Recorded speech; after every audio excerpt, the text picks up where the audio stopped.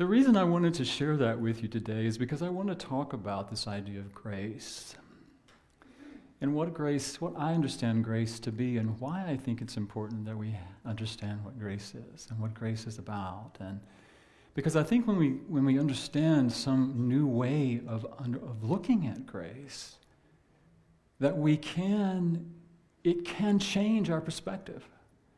It can change our perspective on life and everything that happens in our lives. I'd like to say I live in a constant state of grace. Now, I don't always remember that, but I like to recognize and remember I live in a constant state of grace. Do you feel like saying that with me? I live in a constant state of grace. And when we approach life from that perspective, like I said, I think it changes us. And I want to say a little bit more about that today. But first I want to tell you, you may know the story of that song, How It Came to Be. It was written by a man named John Newton.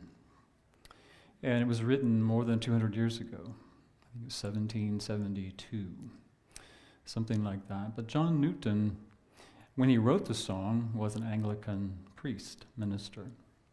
But he started out a hard childhood. His mother died when he was very young. He was very wayward, and he resisted authority. So he joined the Navy, and you don't want to join the Navy if you resist authority, I guess, right? But so he actually was he abandoned his station in the Navy. And he was exiled in Africa, and he became a slave himself to someone there. He finally escaped, and he came back to England, and he became a sailor on a slave ship. And during one of the voyages, it was hard. It was a storm, and he was praying, God, help me, help me. I mean, we really never had a relationship with God, but he was praying, God, help me, help me, help me. And he did survive. And he had said to God, oh, if you get me through this, if you just get me through this, I'll change my life. So he's bargaining with God, right? So he made it through, but as things might happen, he didn't change his life.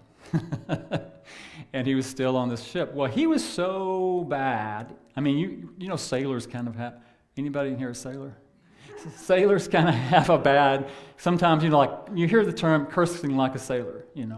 So that's that idea that somehow they're. But he was into so much debauchery that the sailors kicked him off the ship. That's how bad he was. But anyway, then he did later become he became a captain on a slave trading ship. And then he got to be very ill, and then his life did change. He left the Navy. He eventually became a minister, and he changed. He awakened. And he later became one of the leading voices for the abolitionist movement in Great Britain. So he was very active in seeing that the abolition of slavery was enacted. And he wrote this song as a result of all of that, how he believed that his relationship with God changed his life, that grace, this idea of grace, somehow changed him, saved a wretch like me. I once was blind, but now I see, right? Once was lost, but now I'm found. Was blind, but now I see.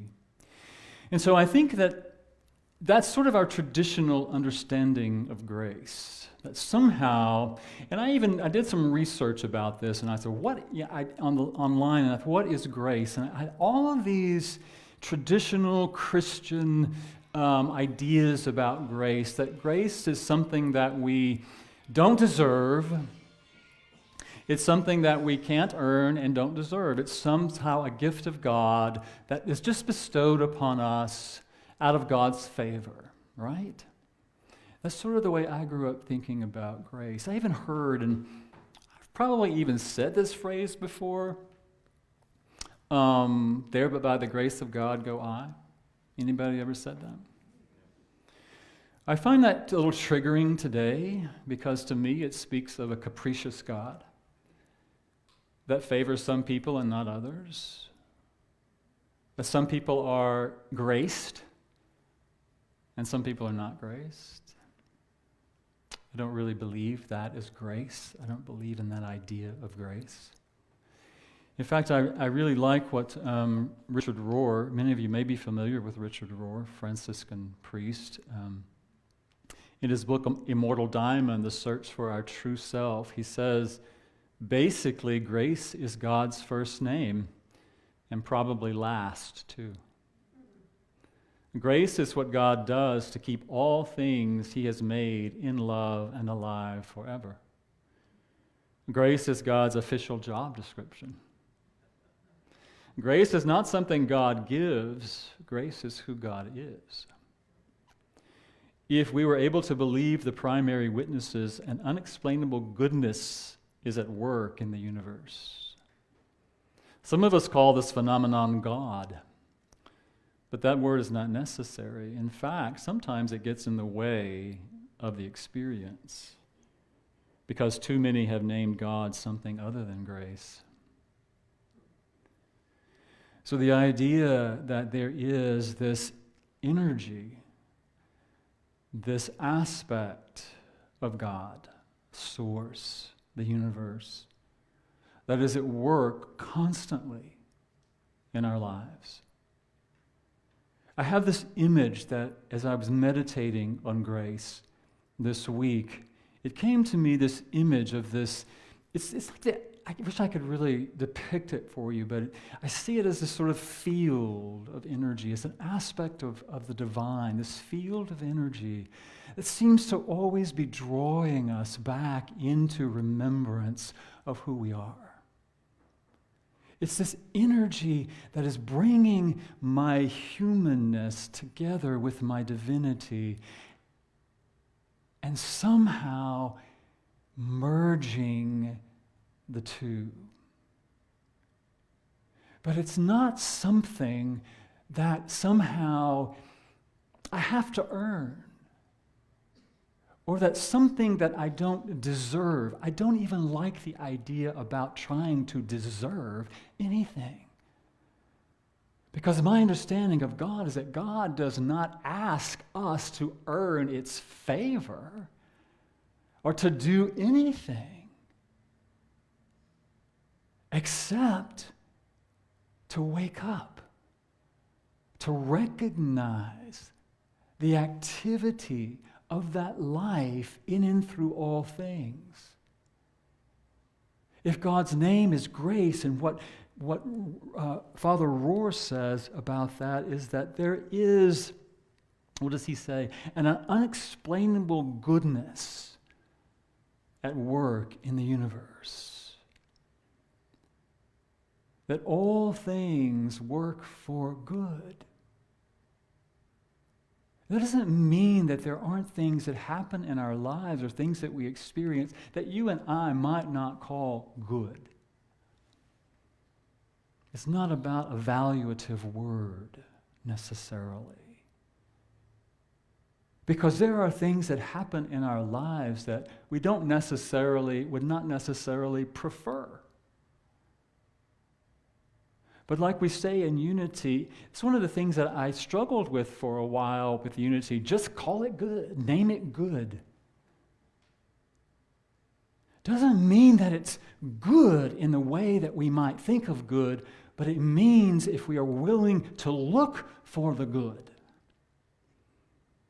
to look for the blessing, to look beyond the activity, look beyond the circumstance, and know that grace is at work because God's name is grace, and there is that unexplainable energy, power, for good. Emma Curtis Hopkins, who's a great teacher of teachers in New Thought, she was a teacher of many of the founders of different fractions of the New Thought movement. She was a teacher of Charles and Myrtle Fillmore, who were the founders of Unity.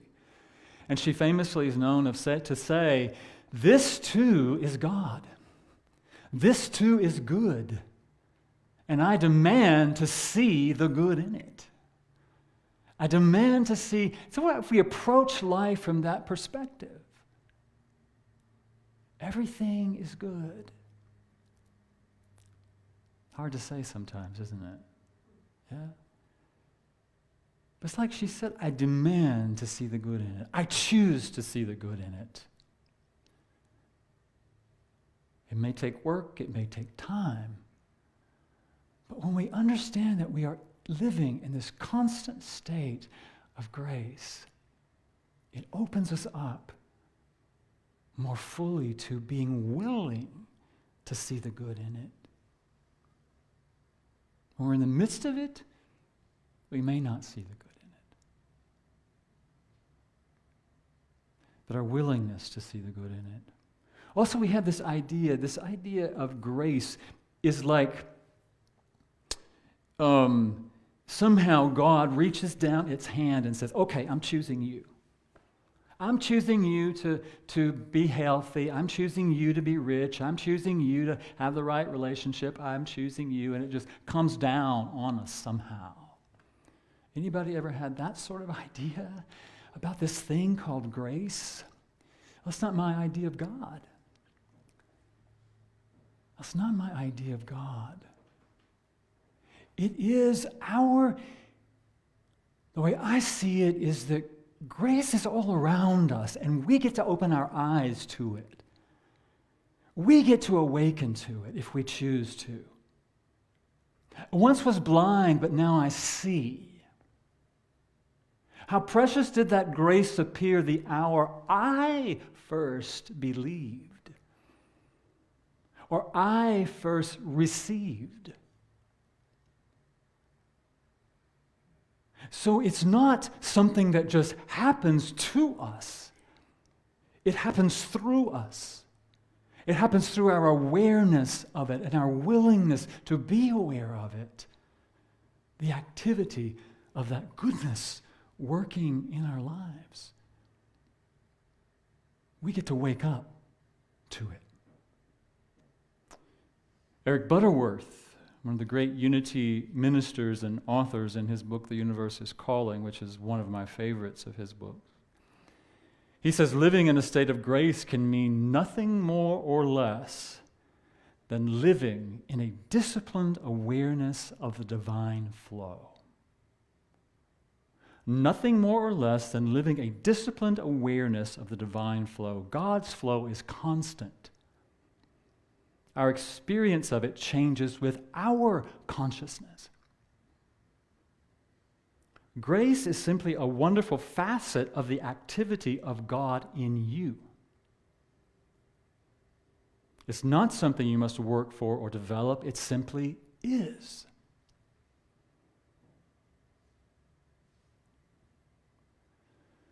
It is a disciplined awareness of the divine flow.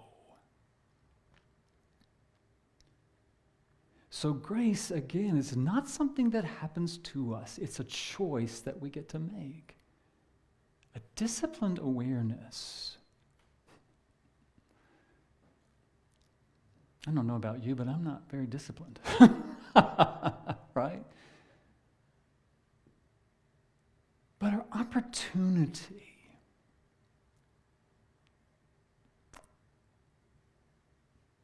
is to, again, it's about our consciousness.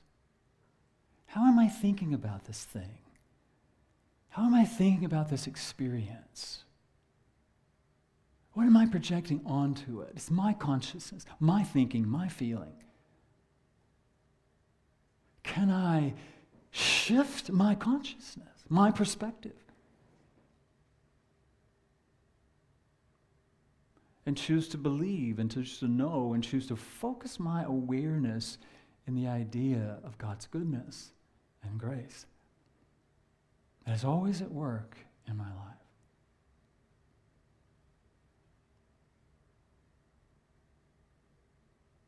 And again, it's anything. I have one more quote for you that I really like from American-born Zen Buddhist teacher Adyashanti. Some of you may be familiar with his teaching. And Falling into Grace is one of his books. I just saw some in our bookstore. In essence, grace is anything that helps us truly open our minds, our bodies, our emotions, our hearts. Sometimes grace is soft and beautiful. It appears as insight. It comes as a sudden understanding or maybe just a blossoming of our hearts. The breaking open of our emotional bodies so that we can feel more deeply and connect with what is and with each other in a deeper way. Grace may also be quite fierce. There are times in life that are very, very trying. At the time, grace may be hard to recognize, but as we think back on these powerful times in our lives, we can start to see the great gift that was received. So grace is anything that opens us up, that gives us the experience of our connection with the divine, awareness of the divine, awareness of the energy of life flowing through us. Grace can happen, grace can awaken within us when we see a beautiful sunset or a sunrise or the fall colors that you were talking about earlier. We're just in awe of nature.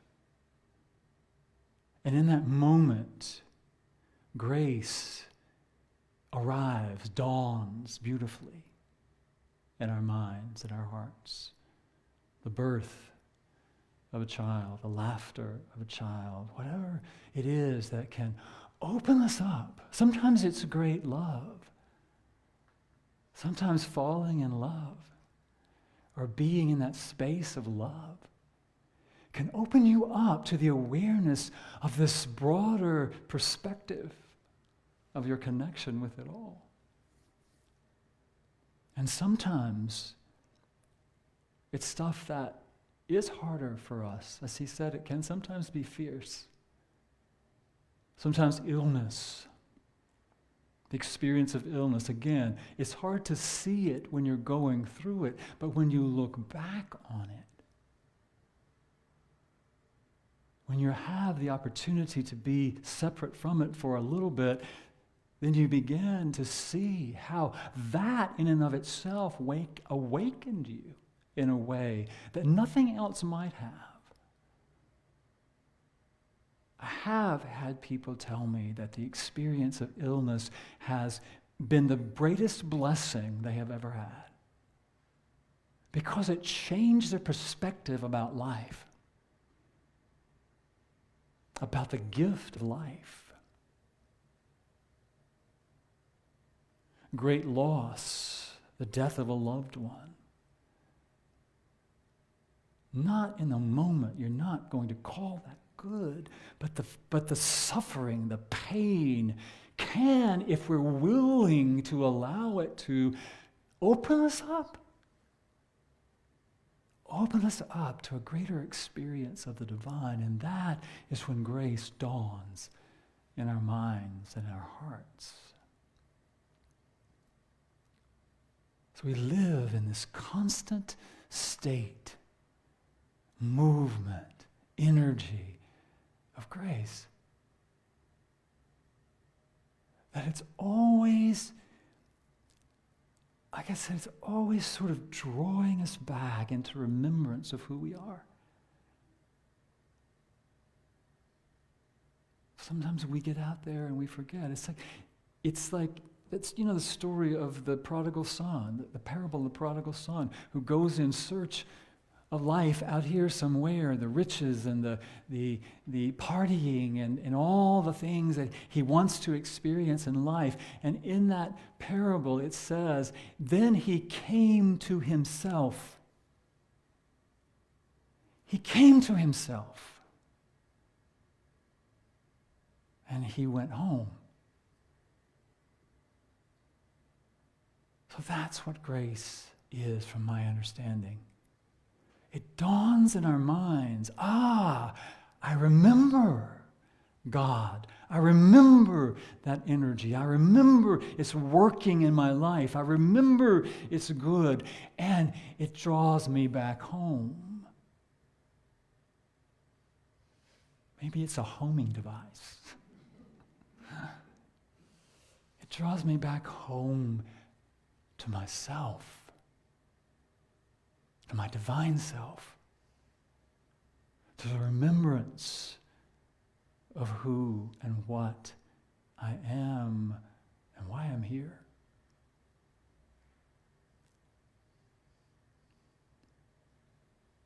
Because I do believe it is,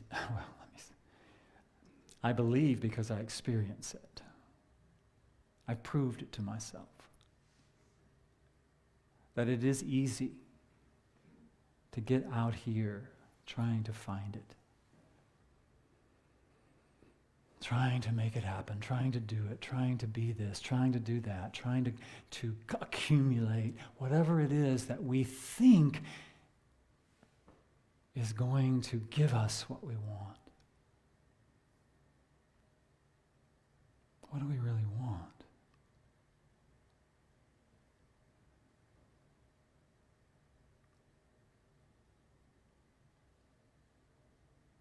I think our deepest desire of our hearts and our souls is to know who we are, to remember who we are, to awaken to the truth of our being.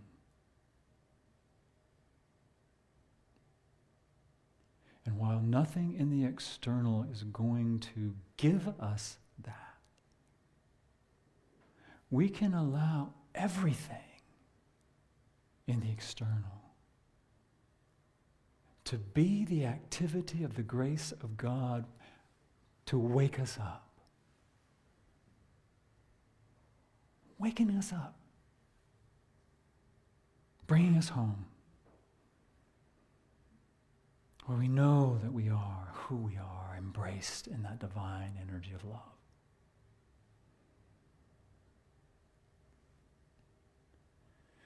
So as I said, I think when we can consciously affirm, keep it in the forefront of our minds, that we live in a constant state of grace, that everything and everyone is here to help me wake up. Yeah, it's hard to see that sometimes when people push your buttons. But think about that the most challenging relationship you might have in your life is the activity of grace. Saying, wake up. Wake up to who you are. Remember who you are. Come home to yourself. The most challenging experience that you have in your life or have had in your life, if you can keep in your forefront of your mind, I live in a constant state of grace. I live in a constant state of grace. I live in a constant state of grace. And this is only happening in my life to help me wake up. To help me remember.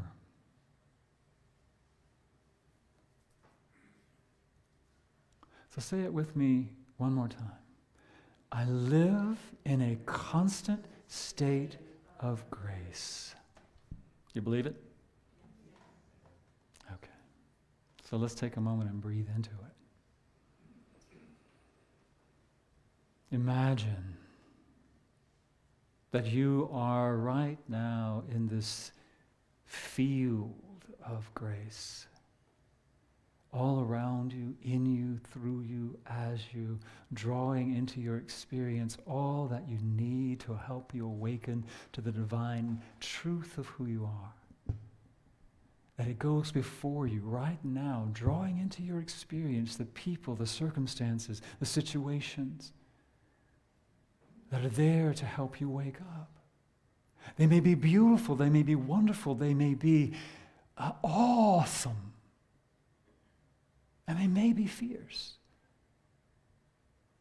But as you focus your awareness in the knowing that you live in a constant state of grace, the energy that is around you, the energy that goes before you, is grace.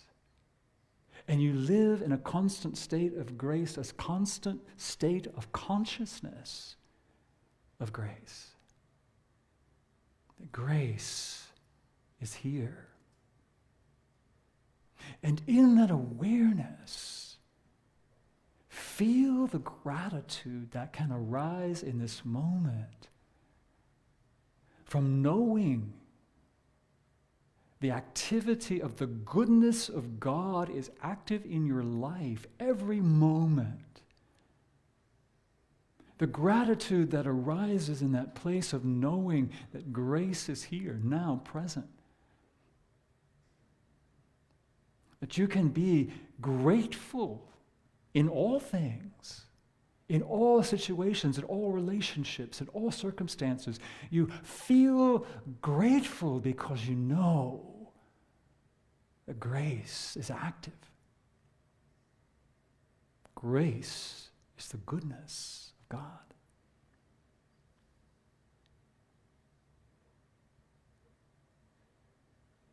So breathe into that, feel that, allow that.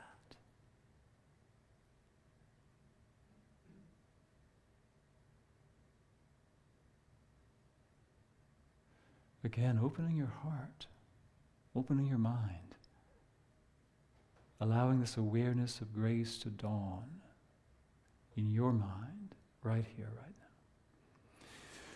Take a breath, and we are grateful. We are grateful, and so it is. Amen.